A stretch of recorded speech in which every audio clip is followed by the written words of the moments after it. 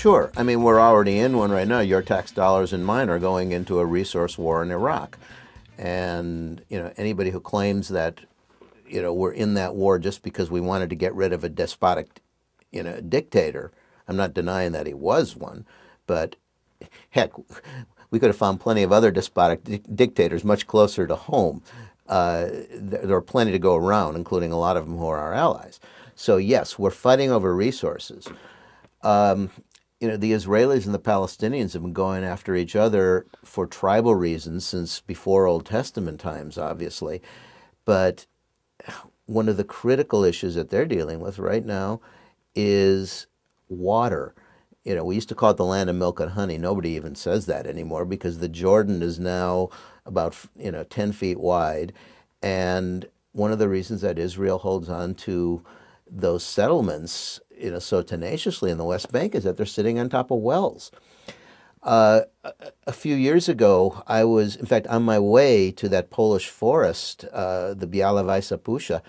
I stopped in Germany. I was asked to speak at a conference about water as a source of conflict in the 21st century, because I had written in previous book about how the United States and Mexico are constantly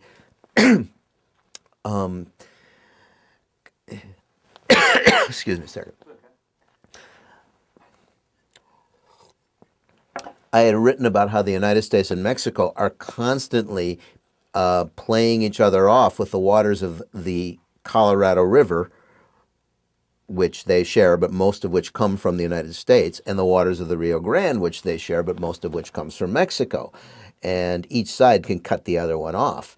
Well, all over the world, there are shared bodies of water, be they underground aquifers or be they rivers like the Danube that touches 16 different countries. And there's going to be huge wars over this. Every time someone puts a dam on one of those rivers, somebody downstream suffers as a result.